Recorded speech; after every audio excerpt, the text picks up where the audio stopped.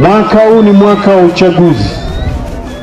Mwezi Oktoba sote tutashiriki uchaguzi mkuu, ikiwa ni kwa nafasi ya madiwani, wabunge na rais wa Jamhuri ya Muungano wa Tanzania.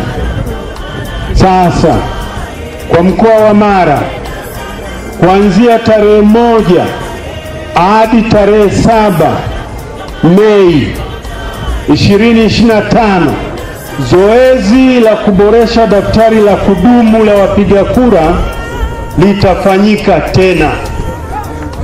Kwa hiyo ni wasihi wana Mara wote, wale ambao mnahitaji kuboresha taarifa zenu kwenye daftari lile la kudumu, mjitokeze kwa wingi ili mpate sifa ya kupiga kura pale kunako mwezi Oktoba. Nampenda sana ndo maana niko naye, nampenda sana ndo